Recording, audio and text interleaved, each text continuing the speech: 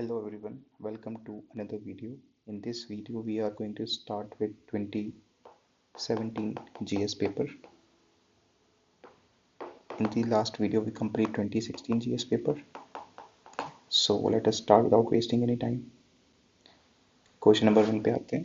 With reference to the Parliament of India, consider the following statements.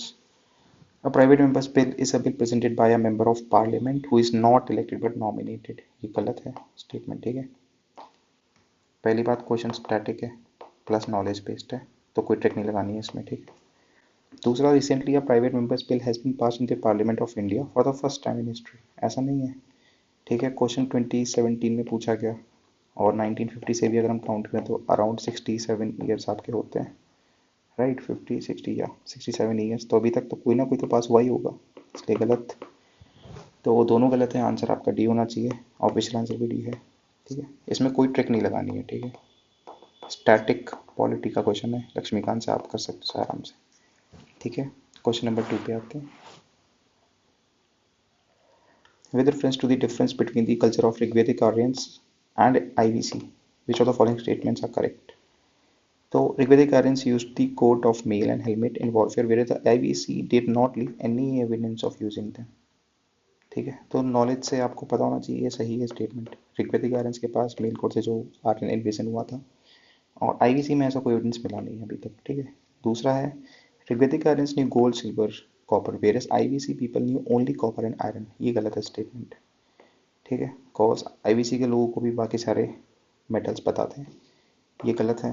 तो अगर 1 सही है 2 गलत है, तो ये बचता है और ये बचता है, ठीक है. तीसरे बात है, Rigvedic Aryans had domesticated the horse, whereas there is no evidence of IVC people having been aware of this animal. तो देखो अभी तक एविडेंस तो नहीं है, ठीक है, हॉर्स का, ठीक है. तो इस नॉलेज के बेसिस पे आप स्टेटमेंट आपका बनता है थर्ड. कोई ट्रिक नहीं है इसमें, ठीक है, नॉलेज से. बाकी अगर आप एग्जाम एटमॉस्फेयर की बात करो तो ये क्वेश्चन है टफ, ठीक है. आपको तीनों स्टूडेंट पता होना चाहिए, प्लस नॉलेज आपकी काफ़ी स्ट्रांग होनी चाहिए, क्योंकि देखो यहाँ पे भी कह रहे हैं does not leave any evidence, तो एनी में आप सोच के गलत भी कर सकते हो कि एक्सट्रीम स्टेटमेंट अगर आप ट्रिक लगाओगे तो. यहाँ पे तो चलो ये तो ठीक है, ईजी वन है, बट ये वाला बिल्कुल भी ईजी नहीं है, ठीक है. There is no evidence, again ये भी एक्सट्रीम स्टेटमेंट ही है, बट नहीं है, ठीक है. चलो वो बात अलग है. आई वुड से कि एग्जाम में अगर नहीं बन पाता तो स्किप करो ऐसे क्वेश्चंस को. फिर भी अगर आपको अटेम्प्ट करना है तो कोई भी जुगाड़ लगाना है तो फिर ठीक है, ये कह सकते हो कि देखो ये तो एलिमिनेट हो जाएगा, सेकंड एलिमिनेट हो गया, बचा आपका ए और सी. इन दोनों में से 50-50 तक पहुंच जाओगे आप आसानी से. ये कह सकते हो एक बार को कि चलो 1 है 2 है 2 है और 3 स्टेटमेंट है, तो इन दोनों में से कोई आंसर होगा, ठीक है. बट स्टिल ये बहुत ही फार फेस्ट आपका ट्रिक है, तो ज़्यादा इसमें ना पढ़ो तो ज़्यादा बेहतर है, ठीक है. थर्ड पे आते हैं. Recognition of prior learning scheme is sometimes mentioned in the news in reference to certifying the skills acquired by construction workers through कुछ enrolling the person in universities for something, reserving some skill jobs to rural and urban poor, कुछ certifying the skills acquired by the trainees under the National Skill Development Program. ठीक है, दो जगह इन्होंने skills की बात कर ली, और ये universities for distance learning program सब लोग इन सब पर मुझे तो ऑब्वियसली नहीं आता है. बाकी उस टाइम का ही आपका करंट अफेयर का क्वेश्चन रहा होगा, और इस टाइम पे से करने का कोई सेंस नहीं बनता है, ठीक है. ऑफिशियल आंसर मैं आपको बता देता हूँ, ए है ऑफिशियल आंसर. और अगर आपको नहीं आता है तो गैस, ऐसे क्वेश्चंस को हमें नहीं करना, ठीक है. आता है तो अच्छी बात है, नहीं आता तो स्किप करो. 4 पे आते हैं. From the ecological point of view which of the following assumes importance in being a good link between eastern Ghats and western Ghats. ये है आपका प्योर मैपिंग, वो भी एनवायरनमेंट वाली मैपिंग, ठीक है, जहाँ पे आप wild life sanctuaries biosphere reserve वगैरह पढ़ते हो, ठीक है. अब ये तो देखो आता है तो ठीक है, नहीं आता तो नहीं आता है. आंसर इसका ए है, ठीक है. आप देख लेना अच्छे से. ये वाले एरिया वैसे भी जो आपके ये वाले हिल्स पड़ते हैं जहाँ पे ये दोनों मिलते हैं, तो ये चीज़ें काफ़ी इंपॉर्टेंट हो जाती हैं, ठीक है, एटलीस्ट यूपीएससी के पॉइंट ऑफ व्यू से, ठीक है. नीलगिरी हिल्स वगैरह हो गए जहाँ पे दोनों मिलते हैं, बाकी सब चीज़ें, ठीक है. आगे बढ़ते हैं. One of the implications of equality in society is the absence of obviously privileges. देखो ये तो पक्का नहीं है, ये भी पक्का नहीं है. ये इन दोनों में आप कंफ्यूज हो सकते हो, बट जिनको थोड़ा भी पॉलिटी स्ट्रॉन्ग है तो वो आराम से कर सकते हैं इसको. ये और ये काफ़ी जगह लिखा भी हुआ है, ठीक है. इवन कॉन्स्टिट्यूशन में भी लिखा हुआ है. आर्टिकल 14 से आप इसको इम्प्लीकेट कर सकते हो, 14 to 18, ठीक है. 5 का आंसर ए है, ऑफिशियल आंसर भी ए है। नॉलेज से मानना है इसको, है ना, कोई तुक्का नहीं है इसमें। आगे बढ़ते हैं। Consider the following statements in respect of traffic trade related analysis of online forum in commerce. ठीक है, traffic is a bureau under UNEP. देखो अब यहाँ पे लगानी है ट्रिक। क्यों लगानी? क्योंकि ये है रैंडम क्वेश्चन। ठीक है, ये स्टैटिक का पार्ट नहीं है, ऑल्दो आप कह सकते हो चलो स्टैटिक का पार्ट है अगर आपको आता है तो, बट थोड़ा रैंडम क्वेश्चन है ही। ठीक है, तो यहाँ पे आप ट्रिक लगाओ क्या कि traffic is a bureau under UNEP. यहाँ पे इन्होंने की ऑर्गेनाइजेशन की बात, तो मैंने करा ये स्टेटमेंट गलत। ठीक है, अब डायरेक्ट हम जाएं तो देखो पहला गलत है तो दूसरा सही होना चाहिए, पर पढ़ लेते फिर भी एक बार। The mission of TRAFFIC is to ensure that trade in wild plants and animals is not a threat to conservation of nature. काफ़ी जनरिक है और सही भी है, या तो नॉलेज से सही हो या वैसे आप कर सकते हो। ठीक है, पहला गलत दूसरा सही, आंसर हो गया बी। ठीक है, इसमें हमने लगाई ट्रिक जो कहती है कि पहला गलत तो दूसरा सही है और दूसरा गलत तो पहला सही। ठीक है, और ये कहाँ लगानी है ना, केवल रैंडम क्वेश्चंस में, स्टैटिक वाले क्वेश्चंस में नहीं लगानी है। ठीक है, और एक और ट्रिक लगाई हमने, वो लगाई कि ऑर्गेनाइजेशन दिया हुआ तो गलत है। ठीक है, दो ट्रिक लगाई हमने टोटल। ठीक है, चलो आगे बढ़ते हैं। Question number 7. Which principle among the following was added to Directive Principle of State Policy by the 42nd Amendment of the Constitution? ये तो जी एकदम स्टैटिक फैक्ट बेस्ड लक्ष्मीकांत है ये तो सीधा। ठीक है, आता है तो अटेम्प्ट करो, नहीं आता तो छोड़ दो। बी आंसर है इसका। चार मेरे ख्याल से उस टाइम पे ऐड हुए थे, वो चारों आपको पता होने चाहिए। सॉरी, ठीक है, वो चारों आपको पता होने चाहिए। ठीक है, आगे बढ़ते हैं। Question number 8. Which one of the following statements is correct? Rights are claims of the state against the citizens. देखो ये भी अभी स्टैटिक पॉलिटी चल रही है, स्टैटिक पॉलिटी। ठीक है, आता है तो हिट करो, नहीं आता तो स्किप करो, बेहतर है, वरना गलत करोगे। और आना चाहिए। ठीक है, easy questions, not that much difficult. ज़्यादा अगर आप दिमाग लगाओगे तो फंस सकते हो, वरना नॉर्मल आप फर्स्ट रीडिंग में आप जाके करोगे तो हाई चांसेस आप हिट कर लोगे। ठीक है, तो right are claims of the state against the citizen. नहीं, राइट जो होते हैं वो स्टेट के क्लेम नहीं होते, सिटीजन के क्लेम होते हैं। ठीक है, पहली चीज़। अब चलो, rights are privileges which are incorporated in the constitution of a state, may be, हो सकता है। Rights are claims of the citizen, ये सही है सबसे। ठीक है, अगेंस्ट द स्टेट ये मोस्ट अप्रोप्रिएट है। Rights are privileges of a few citizen against में तो बिल्कुल ही गलत है। ठीक है, अब इन दोनों में कंफ्यूजन बचा, तो देखो इसने कहा rights are privileges which are incorporated in the constitution of a state. तो क्या अगर कॉन्स्टिट्यूशन में नहीं होगा तो क्या राइट नहीं होगा? किसी एक्ट में भी तो हो सकता है, ज़रूरी थोड़ी है कि आपका कॉन्स्टिट्यूशन में ही हो। मतलब एक कॉन्स्टिट्यूशन लॉ होता है, एक ऑर्डिनरी लॉ होता है, उसमें भी तो राइट हो सकता है। जैसे होता है आपका मनरेगा, राइट टू एम्प्लॉयमेंट, वो भी राइट है एक तरीके से, पर वो स्टैच्यूटरी राइट है। ठीक है, इसलिए आपका आंसर हो गया सी, और ऑफिशियल आंसर भी सी है। ठीक है, तो ये एक तरह से ईजी क्वेश्चन ही है, ज़्यादा डिफिकल्ट नहीं है। बाकी नहीं आता तो मत अटेम्प्ट करना। ठीक है, आगे बढ़ते हैं। Question number 9. Which of the following gives global gender gap index ranking to the countries of the world? Option देखो, सबसे बढ़िया। WHO बेकार बॉडी है, यूएन वुमेन छोटी बॉडी है, UNHRC नॉर्मल बॉडी है, कोई ज़्यादा बड़ी बॉडी नहीं है, वर्ल्ड इकोनॉमिक फोरम ये भी नॉर्मल है। ठीक है, अब देखो इसमें वर्ल्ड बैंक नहीं दिया उन्होंने, वर्ल्ड बैंक देते तो हम आंसर मार देते, IMF भी नहीं दिया। अब ये सारी बॉडीज़ नॉर्मल है। ठीक है, कोई बहुत बड़ी बॉडी नहीं है इसमें से। यहाँ पे आप नॉलेज का यूज़ करना, अगर आता है तो। अगर आता है तो इसका आंसर ए है, वर्ल्ड इकोनॉमिक फोरम। नहीं आता है तो आई वुड से आप इसको स्किप करो। ठीक है, cost global gender gap index. अब जेंडर गैप आपका ह्यूमन राइट्स का पार्ट भी हो जाएगा, UN वुमेन का पार्ट भी हो जाएगा। ये तो अगर आप गैस मारोगे तो इसको तो आप हटा ही दोगे कि ये तो इकोनॉमिक फोरम की बात कर रहा है, तो आप या तो इन दोनों में से मार दो और गलत हो जाएगा। ठीक है, इसलिए बेहतर होगा आप स्किप करो, और आता है तो आप अटेम्प्ट करो। ठीक है, क्वेश्चन नंबर 10 पे आते हैं। Which of the following statements is correct regarding the smart India hackathon? It is a centrally sponsored scheme for developing every city of country into smart cities in a decade. ये है problematic. ठीक है, timeline बहुत ही hardly कभी दी जाती है। ठीक है, अच्छा, जैसे हम नीचे बढ़ रहे थे, नीचे बढ़ते में एक बार आप ऑप्शंस देख लो। पहले में दो स्टेटमेंट, फिर एक स्टेटमेंट, फिर एक स्टेटमेंट, फिर दो स्टेटमेंट। हाई चांसेस है आंसर इन दोनों में से एक होगा।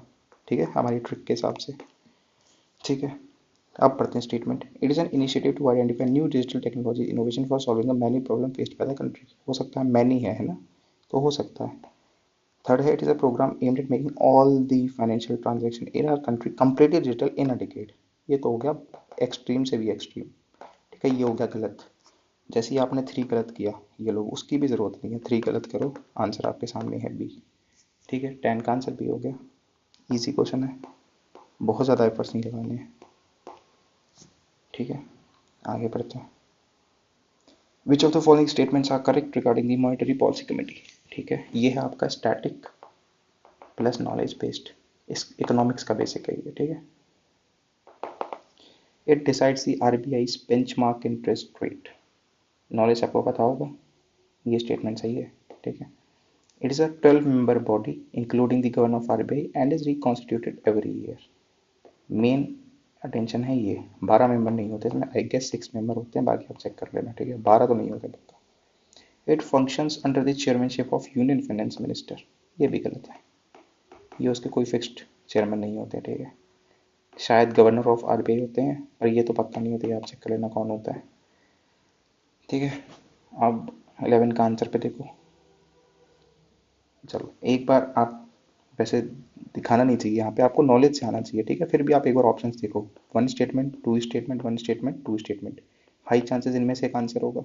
ठीक है, बस पहला हमको सही पता है, ए आंसर हो गया। बाकी नॉलेज से भी ये स्टेटमेंट गलत है, ये स्टेटमेंट गलत है, तो ये ए आंसर हो गया। ठीक है, इजी क्वेश्चन। चलो आगे बढ़ते हैं। Question number 12, with reference to Manipuri Sankirtana consider the following statements. It is a song and dance performance. हो सकता है काफ़ी जनरिक स्टेटमेंट।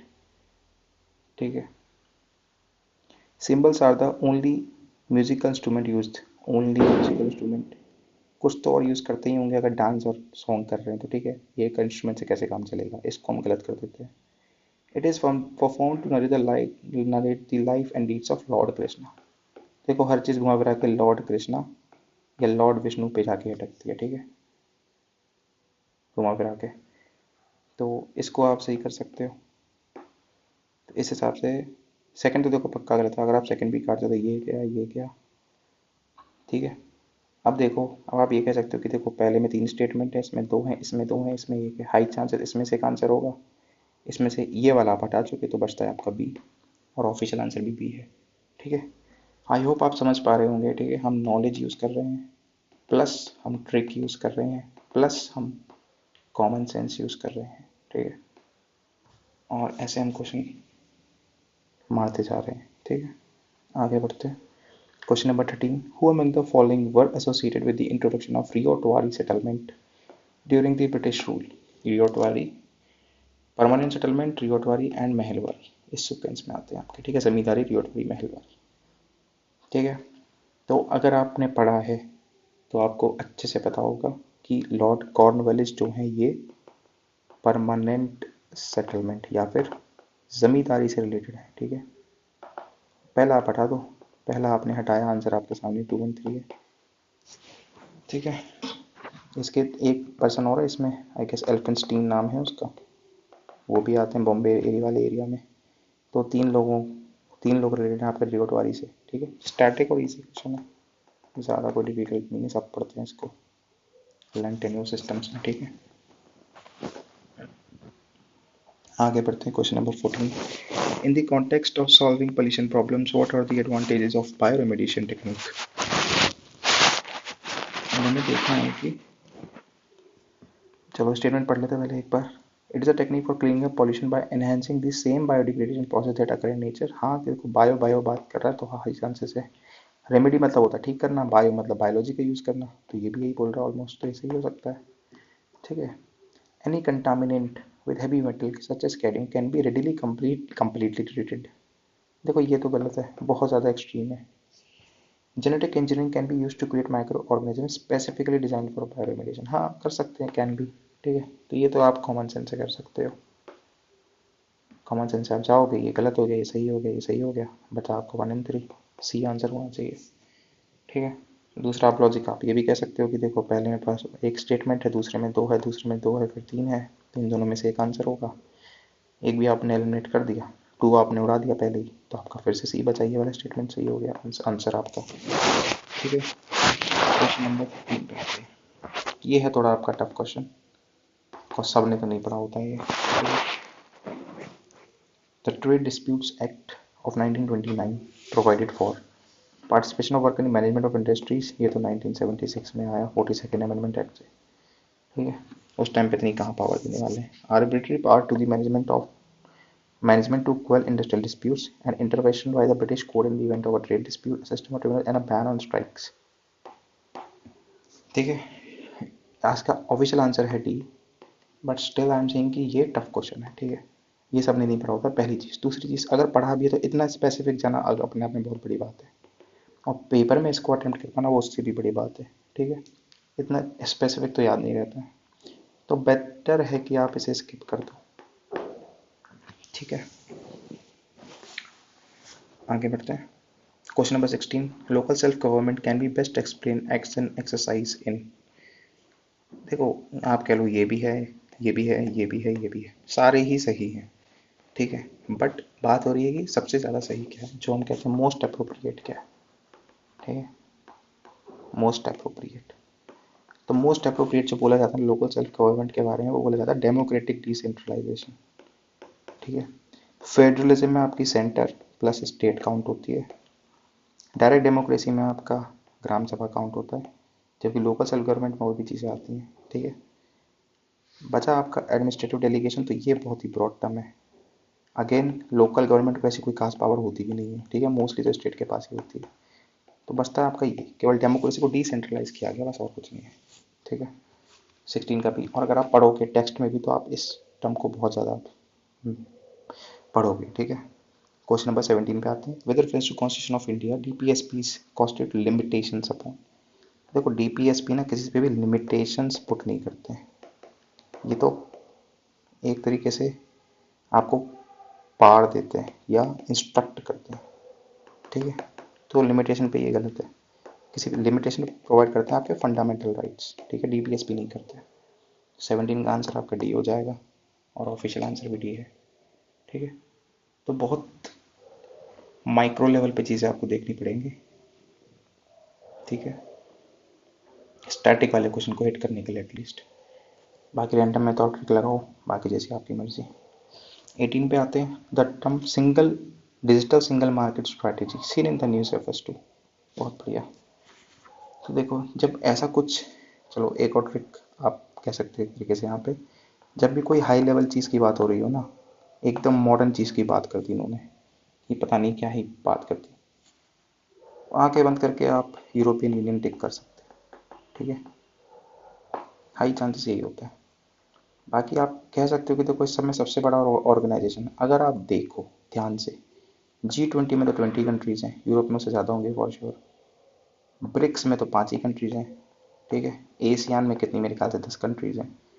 EU इसमें सबसे बड़ा ऑर्गेनाइजेशन है, नॉट जस्ट कंट्री वाइज, ठीक है। ऐसा नहीं कि इसमें कंट्री ज़्यादा हैं, बट पावर वाइज, ठीक है, market wise, economy wise EU सब में बड़ा है, ठीक है। इसलिए सबसे बड़ा ऑर्गेनाइजेशन भी आपका EU है। तो अगर आप वो ट्रिक भी लगाओगे ना कि जो सबसे बड़ा है उसे हिट कर दो, तो वो वाली ट्रिक भी यहाँ पे लग जाएगी और EU आप मार के निकल सकते हो। बाकी आगे के लिए मैं बता देता हूँ आपको, जहाँ भी ऑप्शन में EU होगा हाई चांसेस है वो आंसर होगा, not always but high chances वो होगा, ठीक है। तो अगर आपको एट ऑल गैस लेना है तो आप उसे हिट कर सकते हो, ठीक है। क्वेश्चन नंबर 19 पे आते हैं। अब देखो ये था एकदम रैंडम क्वेश्चन, ऑलमोस्ट किसी को नहीं आता था उस टाइम पे, ठीक है। आंसर मैं बताता हूँ इसका, सी आंसर है चांदीपुर बीच।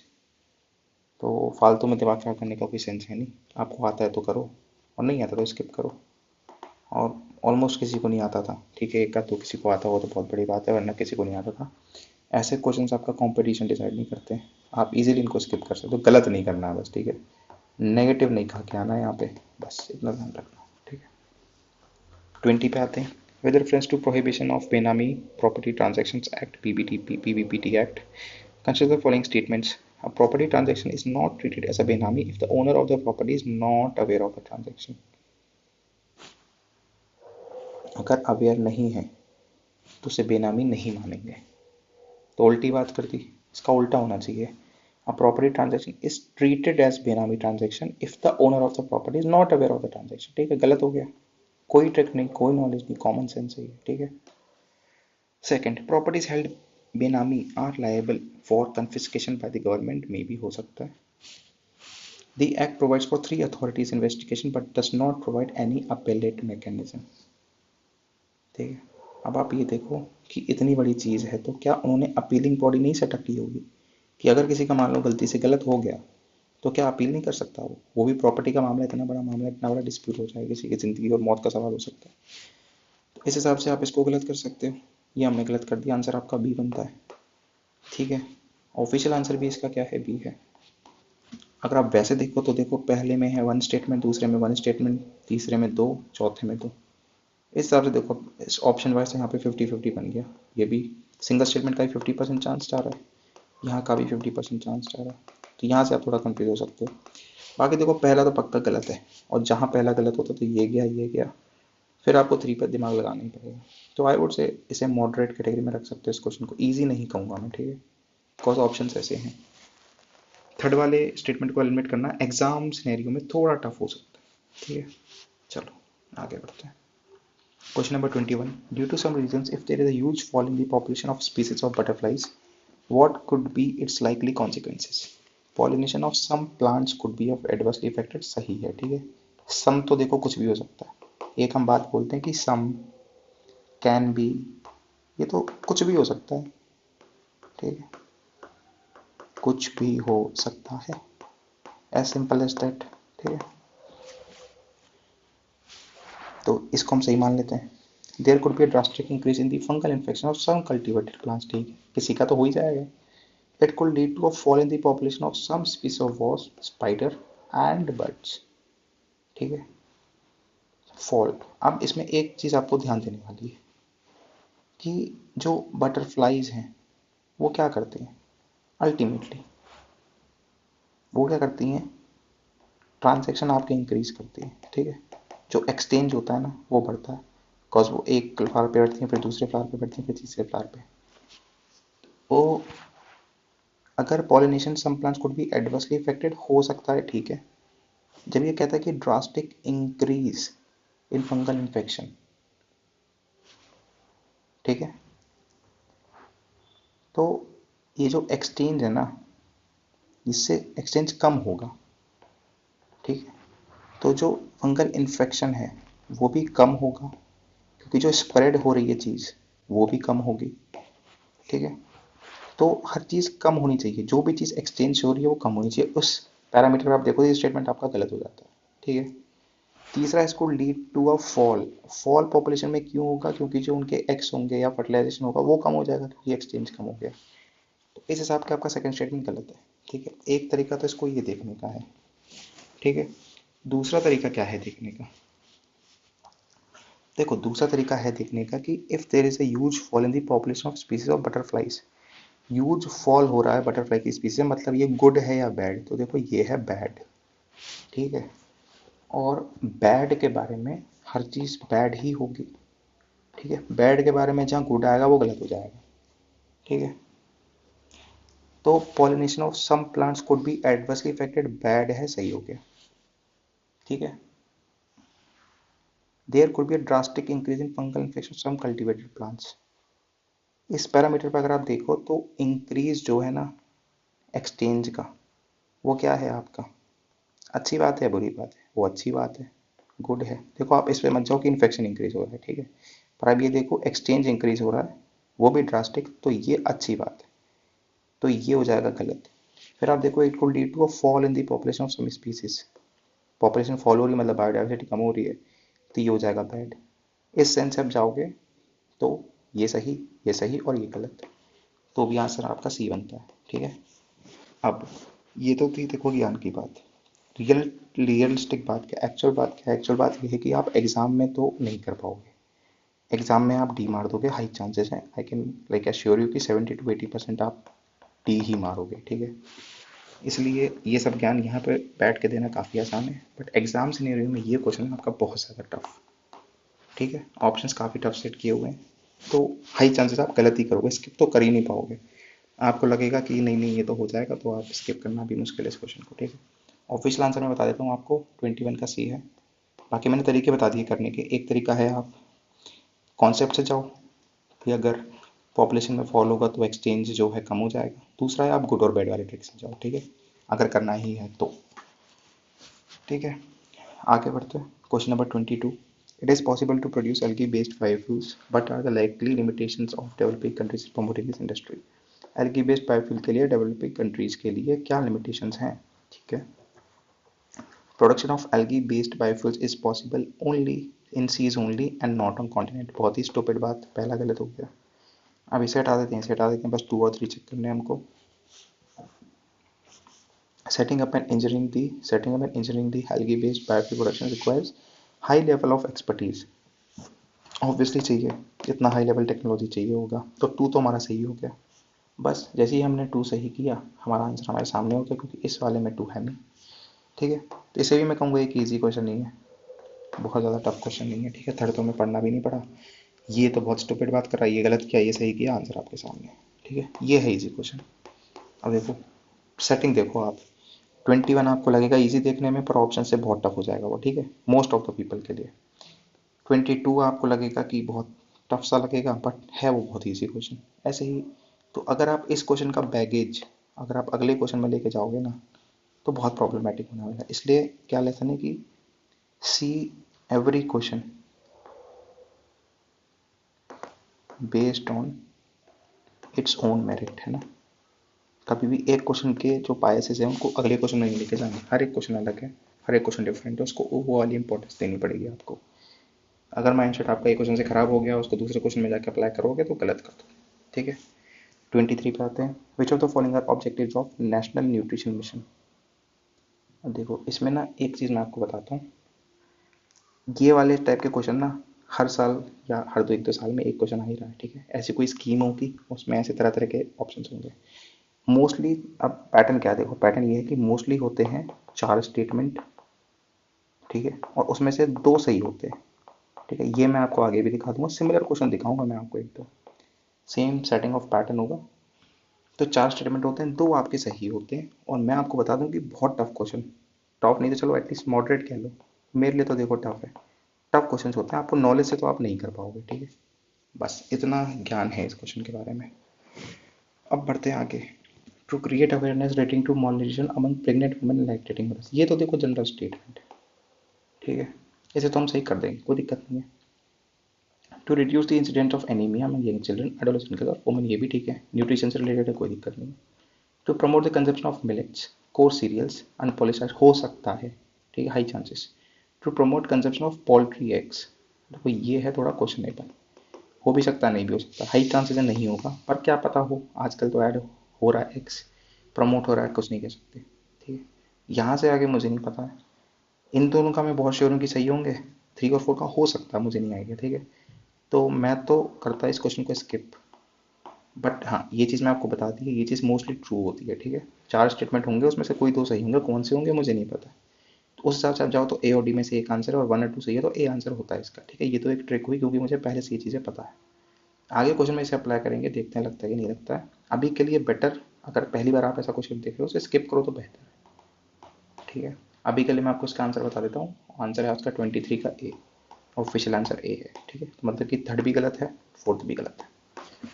ठीक है जी, फ़ायदा कब होगा, फ़ायदा तब होगा कि जब 2023 के बाद जो पैटर्न में कुछ क्वेश्चन आए उसमें तो ऑप्शन ऐसे आएंगे, ओनली 2, ओनली 3, ओनली 2 वाला बंद आँख बंद करके आप हिट मारो और सही हो जाएगा आपका। ठीक है, चलो 24 पे आते हैं। The factories act 1881 was passed with a view to fix the wages of industrial worker and to allow the workers to form trade unions। देखो ये वाला ना थोड़ा प्रॉब्लमेटिक है, उस टाइम पे ट्रेड यूनियन बनाना काफ़ी फार फेस्ट थॉट था, इसलिए ये गलत होने के चांसेस ज़्यादा है। दूसरा पढ़ते हैं। N M Lokhande was a pioneer in the organisation labour movement in India, ये तो सही है, सबको पढ़ा होगा ये। ठीक है, तो पहला गलत दूसरा सही, ये मैं ट्रिक बेसिस पर नहीं बता रहा हूँ आपको कि पहला गलत दूसरा सही। ठीक है, ये नॉलेज बेसिस पे है कि पहला गलत है और दूसरा सही है, इसलिए आंसर आपका बी है। ये नहीं करना है कि ट्रिक मार दी भाई पहला गलत है दूसरा सही है इसलिए हमने ट्रिक से कर दिया, नहीं, स्टैटिक का क्वेश्चन है, आपको नॉलेज सही करना है। ठीक है, चलो आगे बढ़ते हैं। Question number 25, in the context of mitigating the impending global warming due to कुछ which of the following can be the potential site for carbon sequestration. Carbon sequestration हम करते हैं, देखो रिमोट दूर दराज बेकार साइट्स पे। ठीक है, जहाँ का कोई काम नहीं है, बस इसमें से देख लो। Abundant and economic coal seams बिल्कुल सही है। Depleted oil and gas deplete हो चुका है, यूज हो चुका है, कोई दिक्कत नहीं है। सबटरेन डीप सैलाइन फॉर्मेशन ये भी ठीक है, किसी काम के नहीं होते हैं। फर्टाइल लैंड नहीं होता है, ठीक है, बैरन लैंड होता है। तीनों सही है, 25 का डी आंसर होना चाहिए, ऑफिशियल आंसर भी डी है। ठीक है, बस काम खत्म। इजी क्वेश्चन है, थोड़ा भी अगर आपको पता है क्या होता है तो आप कर लोगे। ठीक है, अब शुरू करते हैं आपका क्वेश्चन नंबर 26 से।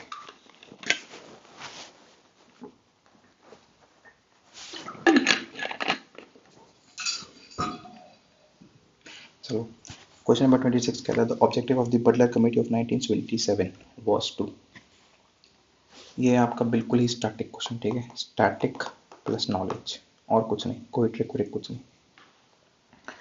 इसका सही आंसर क्या है? बटलर कमेटी थी आपका दोनों के बीच में रिलेशन देखने वाली, तो कौन सा ऑप्शन बैठता है आपका? गवर्नमेंट ऑफ इंडिया और इंडियन स्टेट के बीच में रिलेशनशिप चेक करने वाली। ठीक है, ये इसका सही आंसर है। आपको गलत तो पढ़नी नहीं है।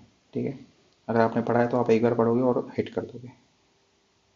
ठीक है जी, आपकी 2-3 कमेटी है वो आपको याद होनी चाहिए। आपकी बटलर कमेटी एक है, एक आपकी एचिंसन कमेटी है, एक आपकी मुदीमान कमीशन है, एक आपका निललित गो कमीशन है। ठीक है, ये सब आपको याद होनी चाहिए, स्टैटिक का पार्ट है। 27 पे आते हैं, the term domestic content requirement is sometimes scene in the news. Current का क्वेश्चन हो गया 27। ठीक है, देखो आता है तो करो, वरना तो बिना बात के हिट करने का कोई सेंस नहीं है। ठीक है, स्किप करना ज़्यादा बेहतर ऑप्शन है, बिकॉज ऑप्शन जो है ना काफ़ी फार फेस्ट है। तो आंसर मैं बता देता हूँ आपको, इसका ऑफिशियल आंसर है ए। बाकी मेरा एडवाइस है स्किप करो। ठीक है, अटेम्प्ट ना करो तो बेहतर है, क्योंकि ये जो टर्म है ना डोमेस्टिक कंटेंट रिक्वायरमेंट, कुछ ज़्यादा अंदाजा लग नहीं रहा है इससे। अब तो आप कह दो कि चलो सोलर पावर प्रोडक्शन में यूज़ होता है, अभी ये चीज़ काफ़ी पॉपुलर हो गई है, बट 2017 में ये चीज़ इतनी वाइडली सर्कुलेटेड नहीं थी। ठीक है, 28 पे आते हैं, the nuclear security summit are periodical held under the aegis of United Nations.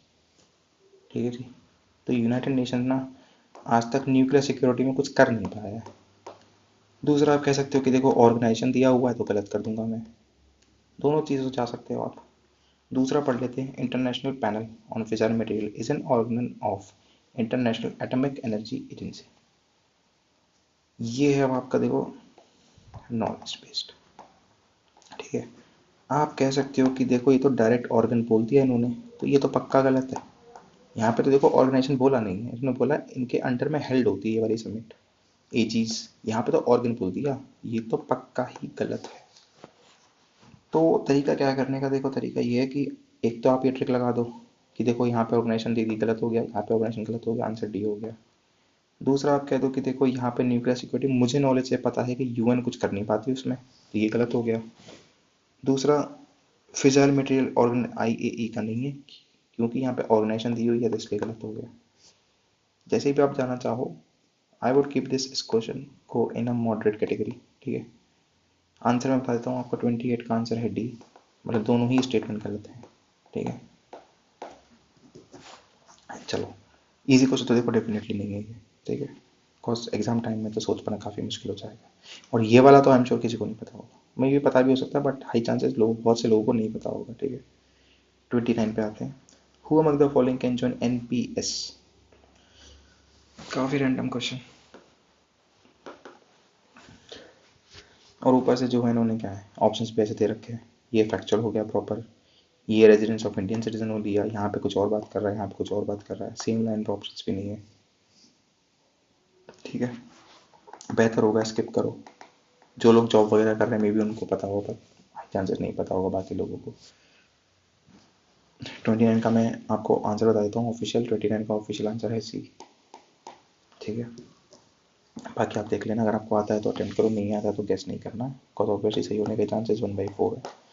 ठीक है, आगे बढ़ते हैं, question number 30, with reference to river Teesta, consider the following statement. The source of river Teesta is the same as Brahmaputra, but it flows through Sikkim. अब ये question हो गया कौन से सब्जेक्ट का? ये क्वेश्चन हो गया आपका मैपिंग का।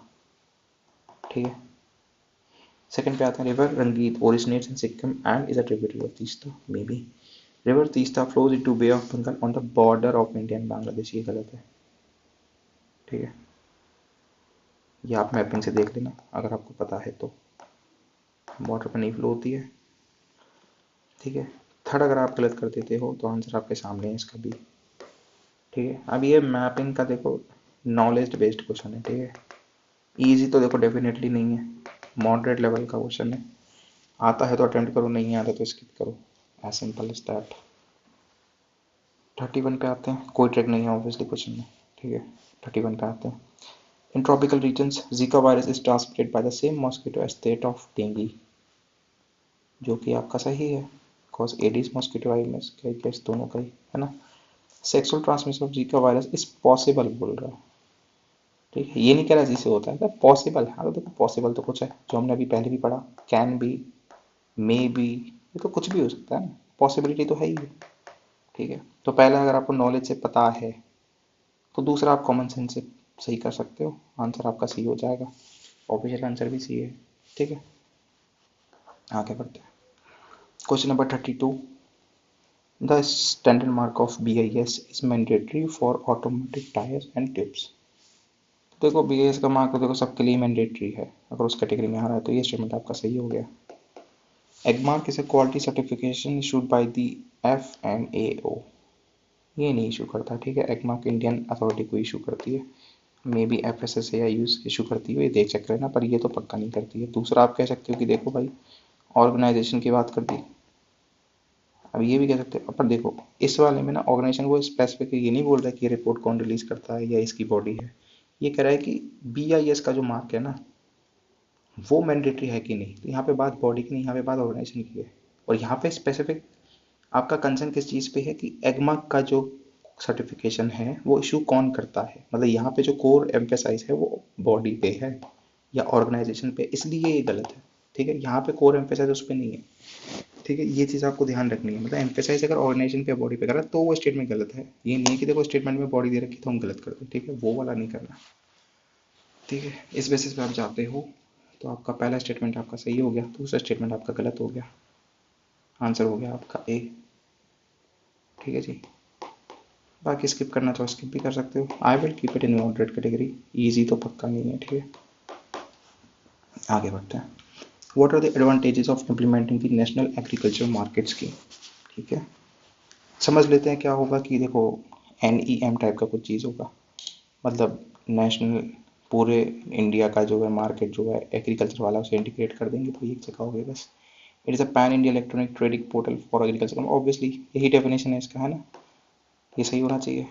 It provides the farmer access to nationwide market with prices commensurate with the quality of their produce, high chances है ये भी सही होगा, ठीक है। दोनों नॉर्मल स्टेटमेंट है, डिफाइन कर रहे हो उसको, आंसर आपका सी है और ऑफिशियल आंसर भी इसका सी है, ठीक है। ये तो देखो इजी क्वेश्चन, अगेन देखो 22 थोड़ा टफ क्वेश्चन था या मॉडरेट क्वेश्चन था, ये आपको इजी दे दिया, ठीक है।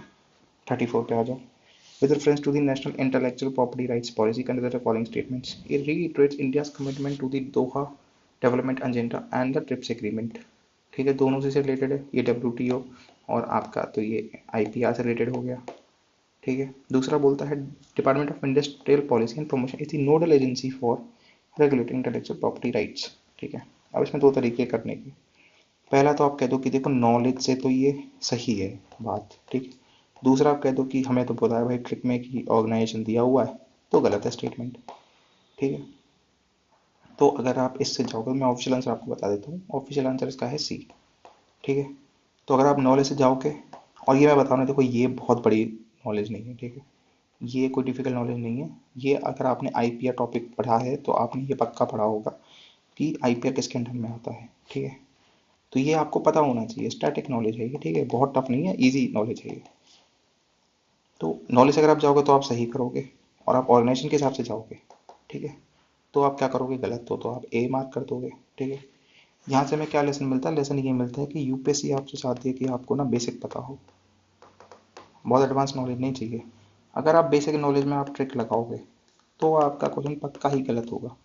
देखो ट्रिक काफ़ी टाइम्स गलत भी हो जाएगी, एटलीस्ट 3 आउट ऑफ 10 टाइम्स गलत होगी, 7 आउट ऑफ 10 टाइम्स सही होगी, पर वो वहाँ पे लगानी है जहाँ पे आपको कुछ नहीं आता।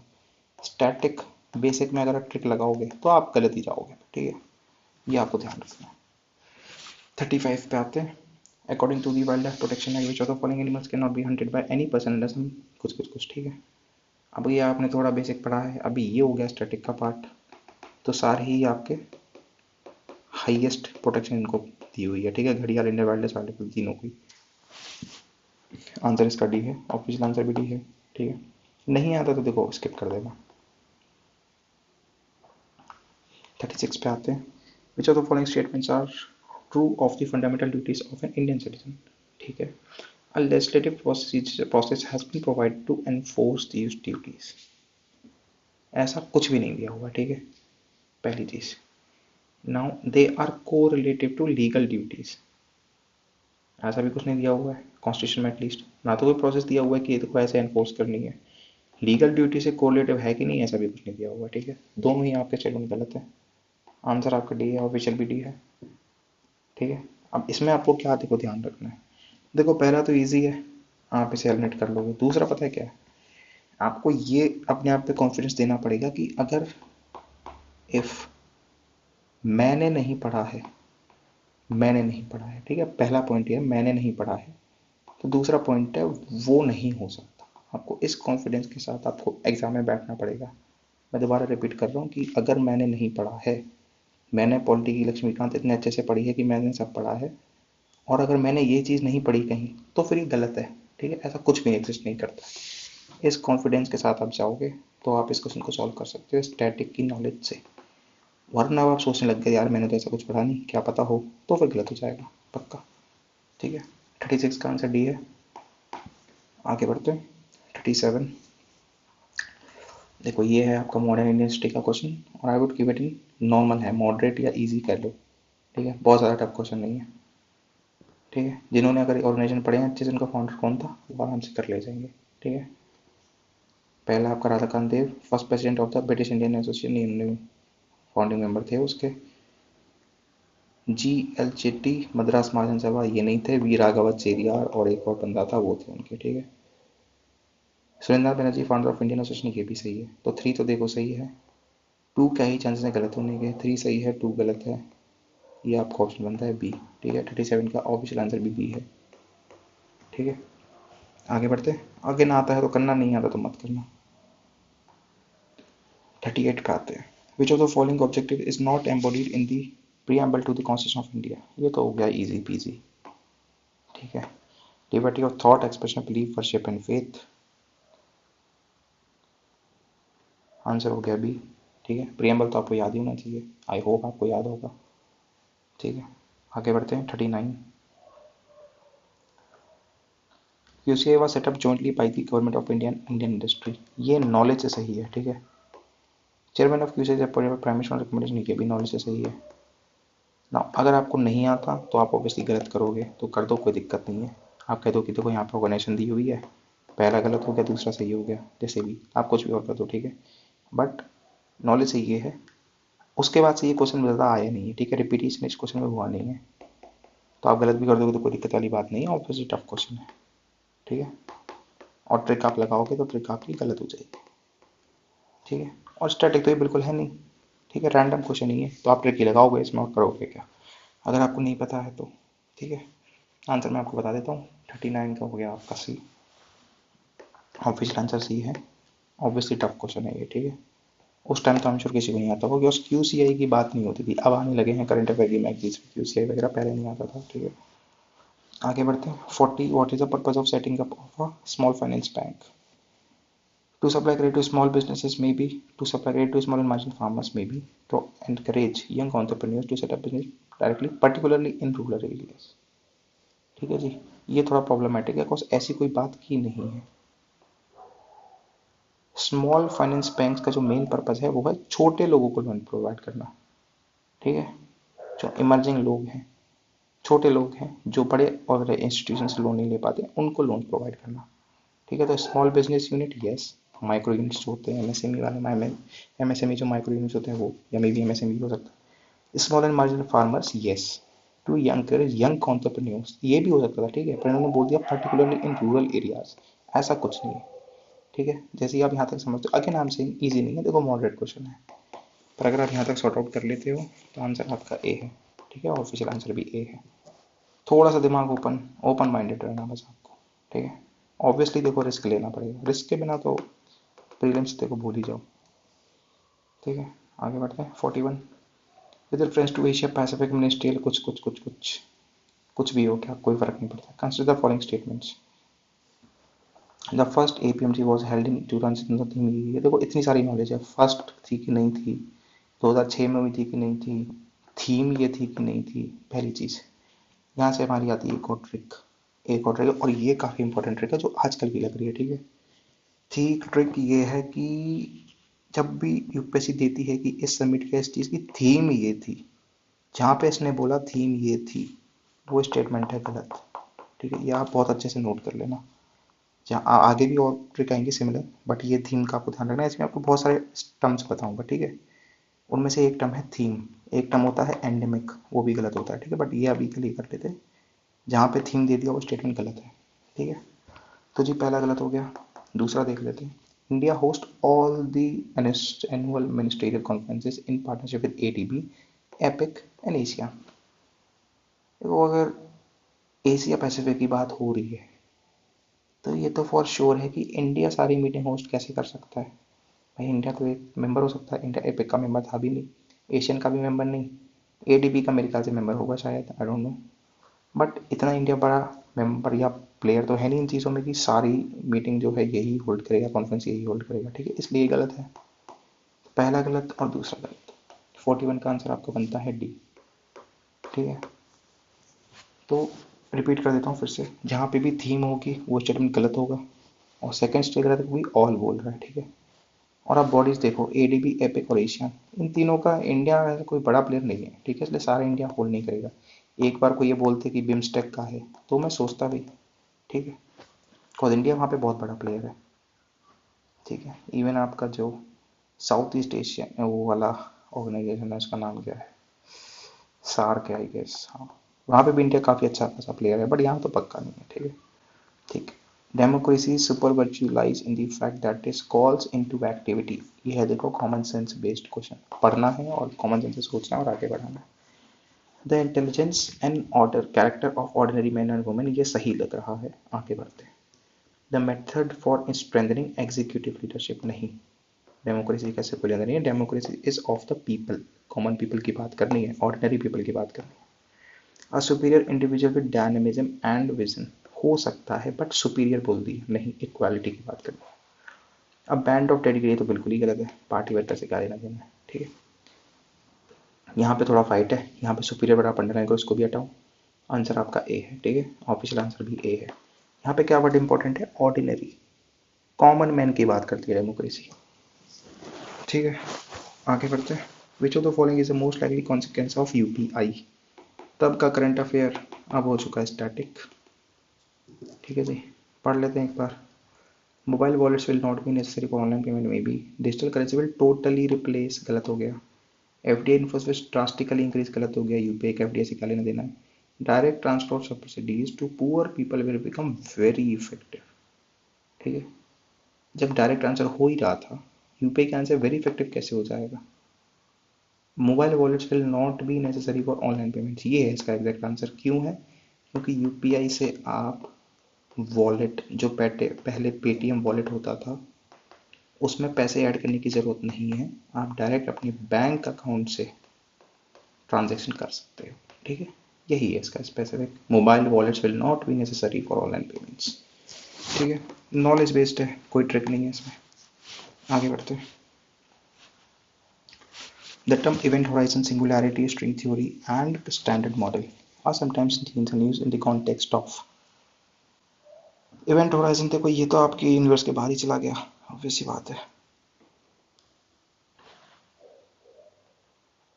Observation and understanding of the universe, देखो ये सही है, high chances. Study of solar and lunar eclipses, eclipses से कोई लेना देना नहीं है इसका। सिंगुलैरिटी तो देखो ब्लैक होल होता है, ठीक है। Placing satellites in the orbit of the earth, maybe. Origin and evolution of living organisms, nope. अब आपको देखो क्या है, आप ना कह सकते हो कि ये सारे ही एक तरीके से सही हैं ऑप्शन, ठीक है। बटरफ्लाई इफेक्ट जो हमने बात की थी, थोड़ा ना ब्रीफली देखोगे तो ये सारे ही स्टेटमेंट सही हो जाएंगे। ऑफकोर्स थोड़ा बहुत तो इनके बारे में ही बताएगा, थोड़ा बहुत इनके बारे में भी, थोड़ा बहुत इनके बारे में भी, बट आपको क्या देखना है, सबसे ब्रॉड स्टेटमेंट। और ये आप एक तरह की ना ट्रिक है जो मैंने पहले भी बताई है, बट मैं फिर से बता दे रहा हूँ।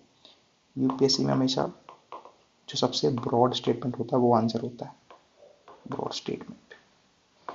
अब देखो ये है ना, ये भी इसमें है, ये भी इसमें है, और ये भी इसमें है। तो ए में आपके बी भी है, सी भी है, डी भी है, इसलिए ए आंसर है, ठीक है। आगे बढ़ते हैं, और ऑब्वियसली आंसर भी ए ही है। ठीक है, इस थीम पे या इस ट्रिक पे मैं आपको और भी क्वेश्चन दिखाऊंगा आगे, जहाँ पे बाकी ऑप्शन भी सही हो सकते हैं, बट सबसे ब्रॉड वाला जो ऑप्शन है वो यूपीएससी ऑफिशियल आंसर क्यों देता है। ठीक है, 45 पे आता है, with reference to agriculture in India how can the technique of genome sequencing often seen in the news is used in the immediate future. Genome sequencing को कैसे यूज करेंगे, genome sequencing can be used to identify genetic marker for disease, तो ठीक है कर सकते हैं। This technique helps in using time required to develop may be, और देखो it can be use to decipher the host pattern, ठीक है, कैन भी सही है, जेनेरिक स्टेटमेंट है, सारे सही है। 45 का ऑफिस का आंसर भी डी है। ठीक है, इसी क्वेश्चन 46 पे आते हैं।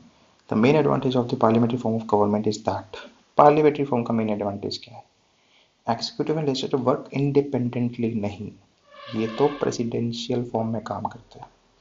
It provides continuity of policy and is more efficient, देखने में भी पहले आगे पढ़ लेते। The executive remains responsible to legislature, main काम तो यही है पार्लियामेंट्री फॉर्म का गवर्नमेंट का। The head of government can not be change of election, ये गलत है। ठीक है,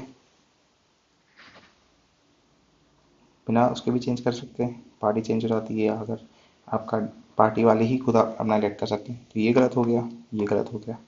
अब क्या है, ये और ये। अब देखो क्या बोल रहा है, क्या continuity of policy is more efficient क्या पार्लियामेंट्री में हो सकती है, हाँ बिल्कुल हो सकती है। पर क्वेश्चन क्या है, क्वेश्चन क्या था, मेन एडवांटेज क्या है।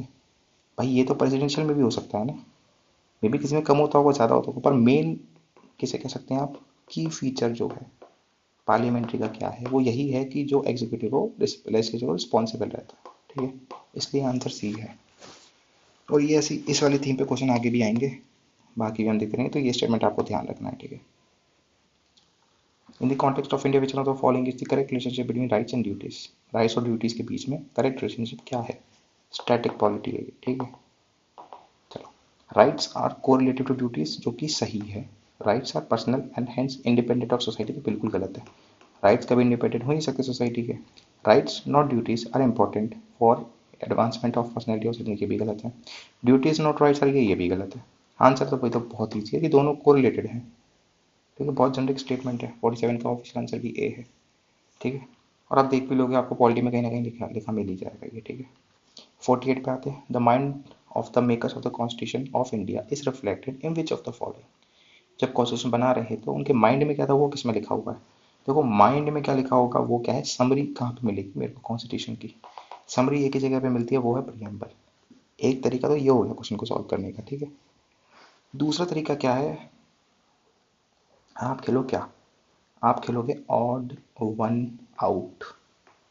ठीक है जी, अब fundamental duties part of constitution, DPSP part of constitution, fundamental rights part of constitution, preamble obviously part of constitution है, बट उसकी समरी भी है। ठीक है, इसलिए ये आंसर 48 का आंसर हो गया ए।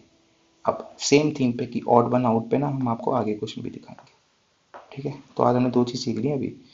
एक हमने ऊपर सीखा था कि जब थीम दी होती है तो क्वेश्चन जो स्टेटमेंट जो है वो गलत होता है, और एक हमने ऑड वन आउट नई चीज़ सीखी है। बाकी ब्रॉड स्टेटमेंट वाला तो हम पहले भी कर चुके हैं, बाकी चीज़ें हम पहले भी कर चुके हैं। ठीक है, 49 पे आते हैं। ये है आपका कोर मैपिंग क्वेश्चन, आता है तो करो, ना आता तो स्किप करो, मैं इसमें नहीं जाऊँगा, करना है कि नहीं करना आपकी मर्जी है।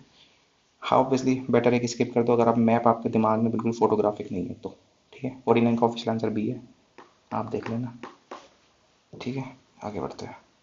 Question number 50, parliament of India exercise control over functions of council of ministers through, adjournment question से भी करता है, क्वेश्चन आर से भी करता है, सप्लीमेंट्री क्वेश्चन से भी करता है। स्टैटिक पॉलिटी है ये, स्टैटिक पॉलिटी।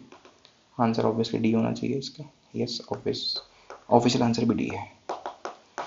ठीक है जी, इसी के साथ हमारे हो जाते हैं 2017 के 50 क्वेश्चंस, और ये वीडियो ख़त्म करने का टाइम भी आ चुका है।